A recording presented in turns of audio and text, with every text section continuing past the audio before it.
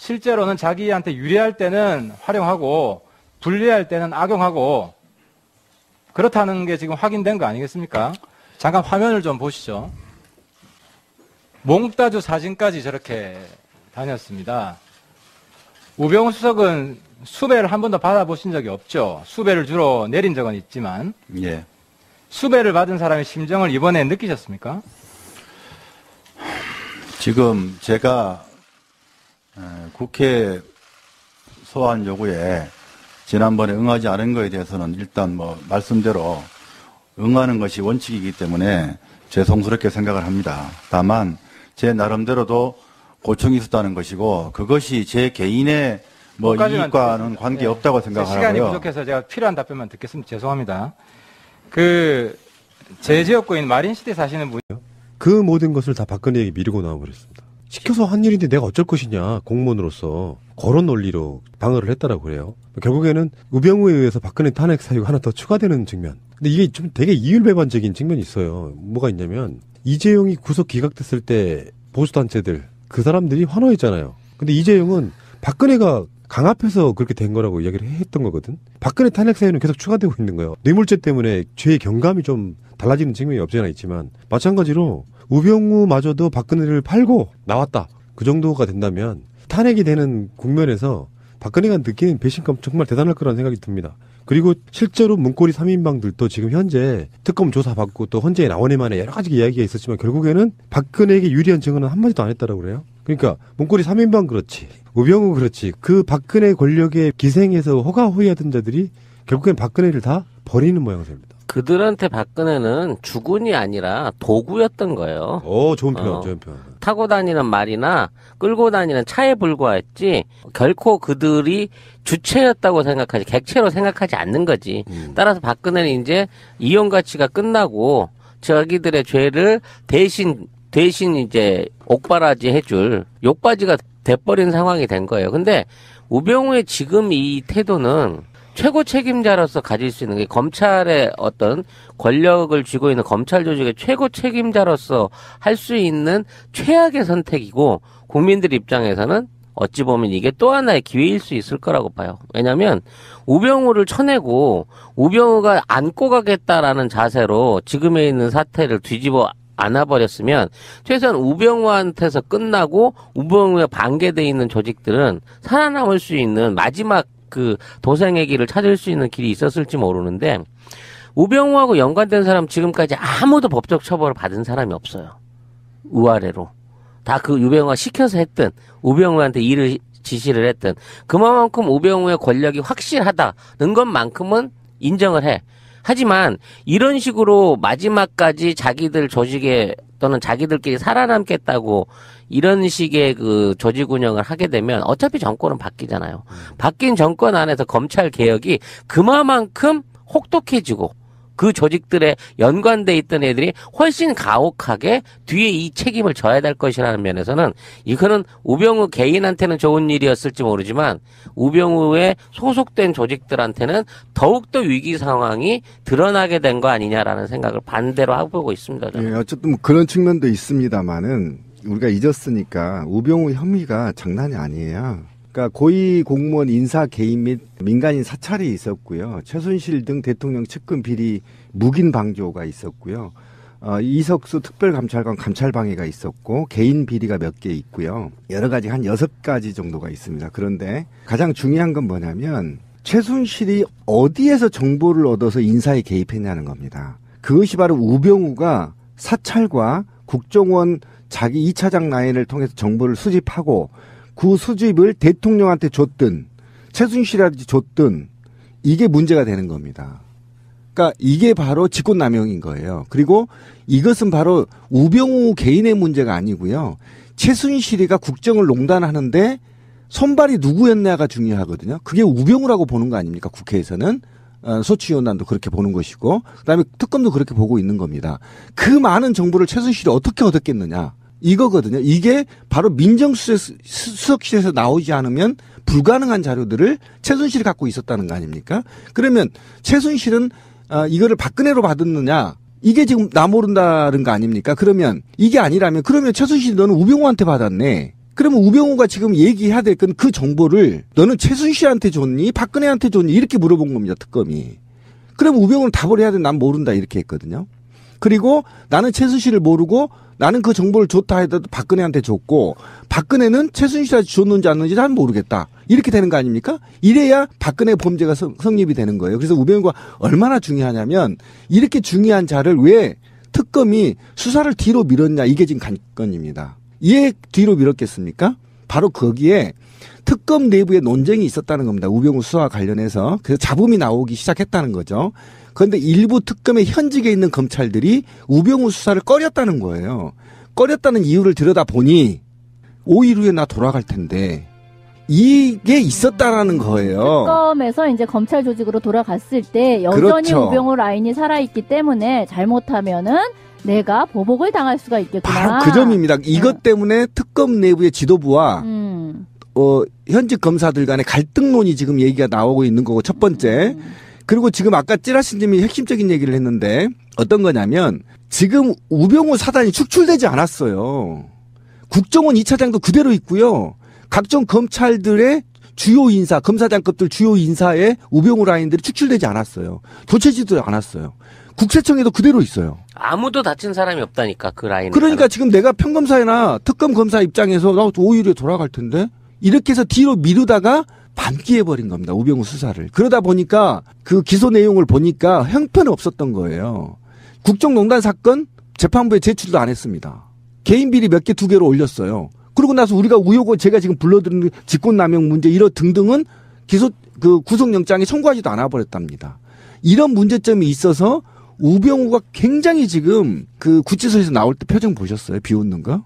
아 정말 짱돌로 입을 조사버리고 싶더라. 이게 입 다문 미소 있잖아요. 찍 웃으면서 오는데 그거는 바로 특검을 비웃는 게 아니에요. 국민 80%를 비웃는 겁니다. 개자식이에요. 니들이 날 잡아? 그러니까요. 바로 이렇게. 그겁니다. 근데 우병우는 조사할 때 그런 이야기 했다고 그래요. 결국은 자기 디스도 한 거예요. 뭐냐면은 나는 대통령이 지시사항 내려주면 아래로 전달하고 아래에서 보고 올라오면 거기 받아가지고 보고하고 그랬다는 거예요. 가장 중요한 국정농단의 핵심인 최순실에 대해서는 아직도 몰랐다 그러잖아요. 그렇죠. 근데 자기 스스로가 무능함의 극치를 보여준 거예요. 그 논리라 그러면. 그렇죠. 아니 지금 나오고 있는 보도만으로도 사상 초유의 이런 사건인데 그걸 모르고 있었다는 게 법이라는 게 있기 때문에 그런 거지. 만약에 진짜로 몰라갖고 그랬다 그러면 얘는 사형감이야. 나라를 이렇게 만들어 놓고 결국에는 박근혜 대통령이 지시해서 한 거지 내가 주도한 건 하나도 없다고 얘기를 했는데 보도는 어떻게 나오고 있었냐면 그 똑같은 날 개헌 박근혜가 국회에 와서 개헌 투척하잖아요. 그렇죠. 7시간 만인가 뒤집힌 거. 예. 그것도 우병우 작품이라는 거예요. 그렇죠. 사실관계 몇몇 개 가지고도 우병우는 계속 거짓말을 하고 있다는 걸 알 수가 있잖아요. 자기는 최순실을 몰랐다. 근데 그때만 해도 근데 너의 처가와 최순실은 매우 밀접한 연관이 있지 않았냐? 라고 해도 그렇지. 그건 처가의 문제지 나랑은 관계없고 나는 그냥 최순실을 몰랐다. 라고 얘기했는데 지금 밝혀진 바에 의하면 우병우와 최순실이 골프를 치면서 처음에 만났다는 거잖아요. 근데 그런 거에 대해서는 애초 다 위증인 것이고. 우병우 장모? 아니. 직접, 우병우와 최순실이. 직접 같이 쳤다는 진짜? 거야. 프로골퍼가 같이 동반 라운딩을 해주면서, 해줬대. 최근에 나온 정보예요? 그게 특검이 밝혀낸 바예요. 그런 등등 이 사람의 몇 가지 사실관계만 확인을 해도 이미 특검이 굉장히 이 사람의 거짓말을 많이 밝혀냈다고요. 그런데도 거기에 대해서 지금 법원이 이 구속영장을 기각을 시켜버린 거는 사실 나는 이 문제는 특검 문제가 아니라 법원에게 이 문제를 물어야 될 것 같아요. 그러니까 법원하고 특검을 동시에 물어야 된다는 거예요. 예를 들면 제가 설명을 하나 드릴게요. 증인이 나왔어요. 최순실이하고 골프를 쳤다고. 이건 증인이에요.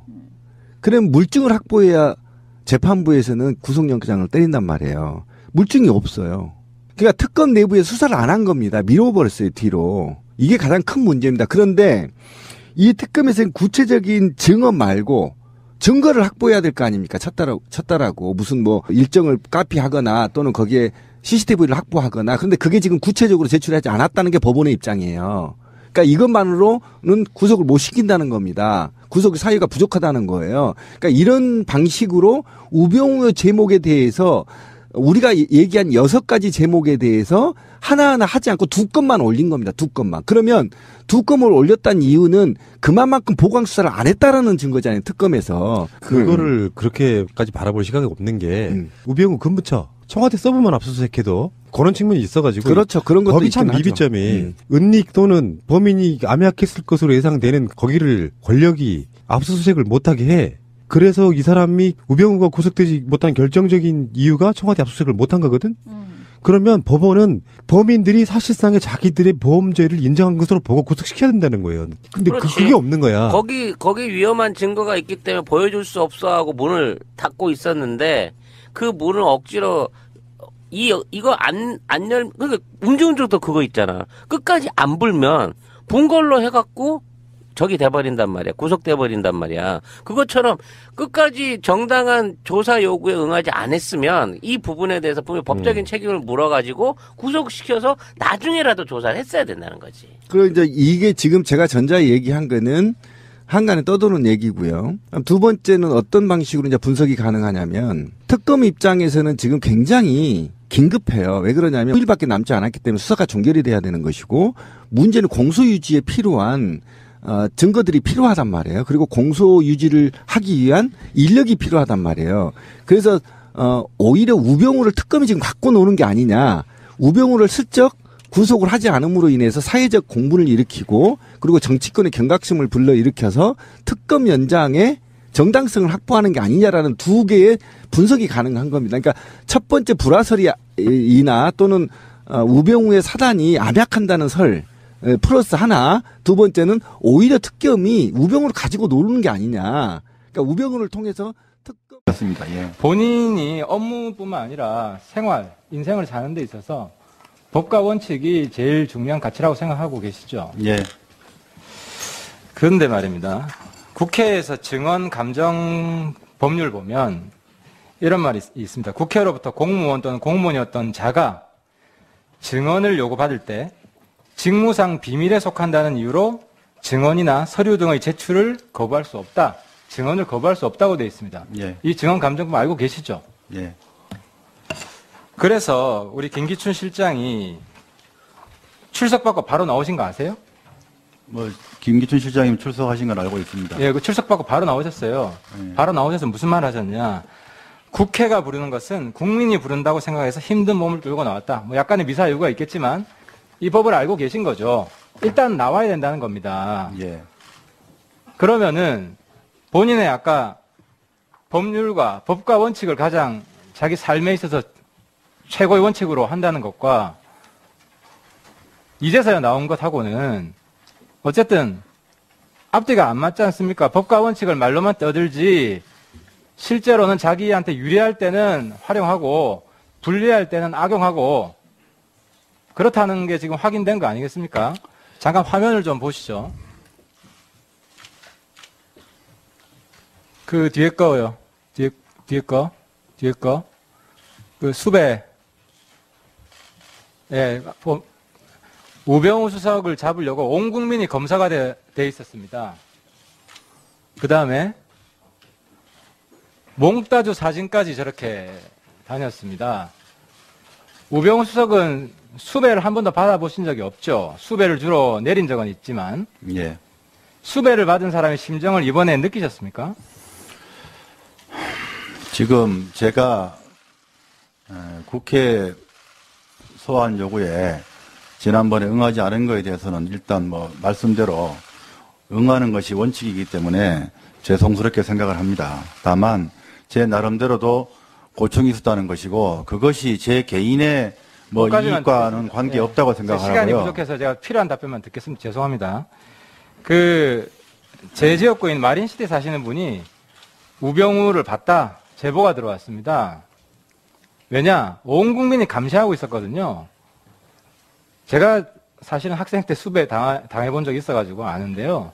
수배를 당하면 도망 다니면 길 걸어갈 때도 자기 주변의 모든 사람이 자기를 감시하고 있는 것처럼 느낌이 옵니다. 우병우 증인은 모든 사람이 자기를 감시한다는 느낌이 와서 그 고통, 그걸 이겨낼 고통보다는 차라리 이 청문회에 오는 게 낫다고 생각하셨을 거라고 저는 보고요. 다음 질문 이어가겠습니다. 아까 대통령을 존경한다고 하셨죠? 예. 국가와 국민을 일하는 진정성이 있다. 예. 근데 이번에 최순실 사건 나고 탄핵 예. 심사 지금 예. 이루어지면서 예. 대통령이 그렇지 않은 면이 있기 때문에 지금 탄핵 통과된 거 아니겠습니까? 그리고 그 많은 국민들이 광장으로 뛰쳐나온 거 아니겠습니까? 예. 지금도 대통령이 순수하게 국가와 국민만을 위해 일했다고 생각하십니까? 저는 비서로서 대통령님 모신 제 경험에 대해서 경험상 대통령께서 그렇게 국가와 국민을 위한다, 존경한다 이렇게 말씀을 그럼 지금 드렸고요. 탄핵 사유로 올라가 있는 것들은 다 정당하지 않다, 옳지 않다고 생각하십니까? 뭐 현재 상태에서 옳다 그르다 보다도 지금 헌법 절차가 진행되고 있기 때문에 그 결과를 지켜봐야 된다고 생각합니다. 그럼 옳다 딱 말을 못 하시네요. 뭐는 옳고 뭐는 틀리다 말을 못 아니, 하시네요. 제가 그 자체를 경험한 게 아니고 제가 수사를 직접 한 것도 아니기 때문에 전 헌법 알겠습니다. 절차에 따라야 된다 생각합니다. 그럼 탄핵이 인용될지 기각될지 지금 말씀 못 하시겠네요. 제가 그건 지켜봐야 된다고 생각합니다. 그 대부분 국민들하고 생각하고 다르시네요, 역시. 학교 다닐 때 공부 잘하셨죠? 제가 보니까 뭐 학력고사 시대인데 전국에서 한 5, 60등 안에 들었던 것 같은데 맞으십니까? 뭐 그런 말씀까지는 예. 머리가 굉장히 좋으셨고 일도 굉장히 열심히 하시죠? 청와대 출근, 퇴근은 몇 시에 합니까? 출근은 보통 8시고 퇴근은 뭐 대부분 야근인데 주말도 일하시고요. 예, 토요일 일요일도 그렇죠. 거의 다 일밖에 나갔습니다. 모르시죠? 예. 김기춘 4대 노선 한번 보여주세요. 머리도 좋고 일밖에 모릅니다. 김기춘 4대 노선을 보면요. 저런 말이 있어요. 빨리 못 찾네. 좀 이따 나오면 보겠습니다. 머리도 좋고 일밖에 모르시는데, 그죠? 그렇게 대통령한테 충성한 결과가 어떻게 된 겁니까? 대통령이 탄핵된 겁니다. 민정수석이 그렇게 열심히 일한 결과가 대통령 탄핵입니다. 이 대통령 탄핵을 막지 못한 가장 큰 원인 제공자가 저는 민정수석이라고 생각하는데 어떻게 생각하십니까? 뭐 이 부분에 대해서 최순실 게이트 관련된 여러 가지 사실들에 대해서 제가 사전에 좀 더 세밀히 살펴서 미리 알고 막고 그렇게 했더라면 참 얼마나 좋았을까 지금 그런 생각은 듭니다. 그런 점에서 제가 위협했다는 생각이 정윤회 들고요. 문건 나올 때 최순실 이름이 나왔죠. 예, 이름 나왔습니다. 그러니까 직무상 보면 최순실도 조사를 했어야 되죠. 그 조사 결과를 보고 받았어야 됐고. 이미 검찰 수사를 하면은 뭐 그 이상 나머지 당시에 최순실을 증언한 정윤회 문건을 증언한 밍크 장사하는 김씨 아줌마 아시죠? 저는 모릅니다. 김씨 아줌마가 그걸 폭로해가지고 정윤회 문건이 나왔어요. 그런데 지금 모른다고 하는 건요. 직무유기고 아까 이야기한 형법 위반 그 우병우 증인 그 자세 바르게 하세요. 예? 어떻게 할까요? 여기가 민정수석실의 부하 직원들하고 회의하는 장소도 아닌데 왜 그 계속 메모하는 자세를 취합니까? 메모는 짧은 시간에 위원들이 많은 신문 내용이 담겨 있을 때 잠깐 메모하라고 허용한 것이지 본인의 답변 내용을 그렇게 기록하기 위한 자세로 메모를 허용하는 게 위원장이 아니에요. 자세 바르게 하시고 위원들의 신문 내용에 성의 있게 답변하세요. 네, 위원장 말씀 여기가 뭐 민정수석실에 뭐 회의 장소 회의하러 왔어요? 왜 자세를 갖다 이렇게 메모하는 이런 자세를 취하고 있어요? 자세 바르게 한번 해보세요. 그렇게 해서 답변하세요, 앞으로. 다음은 더불어민주당 김한정 의원 질문하십시오. 국면에서 박근혜가 느끼는 배신감 정말 대단할 거라는 생각이 듭니다. 그리고 실제로 문고리 3인방들도 지금 현재 특검 조사받고 또 헌재에 나오니 만에 여러 가지 이야기가 있었지만 결국에는 박근혜에게 유리한 증언은 한마디도 안 했다라고 그래요. 그러니까 문고리 3인방 그렇지, 우병우 그렇지, 그 박근혜 권력에 기생해서 호가호위하던 자들이 결국엔 박근혜를 다 버리는 모양새입니다. 그들한테 박근혜는 주군이 아니라 도구였던 거예요. 좋은 표현, 좋은 표현. 타고 다니는 말이나 끌고 다니는 차에 불과했지 결코 그들이 주체였다고 생각하지 객체로 생각하지 않는 거지. 따라서 박근혜는 이제 이용 가치가 끝나고 자기들의 죄를 대신 이제 옥바라지 해줄 욕바지가 돼버린 상황이 된 거예요. 근데 우병우의 지금 이 태도는 이런 식으로 마지막까지 자기들 조직에 또는 자기들끼리 살아남겠다고 이런 식의 그 조직 운영을 하게 되면 어차피 정권은 바뀌잖아요.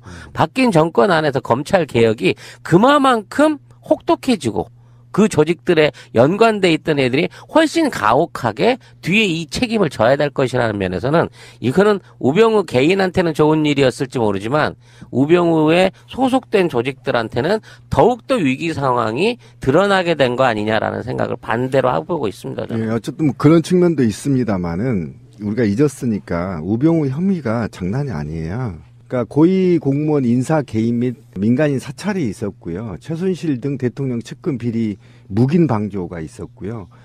이석수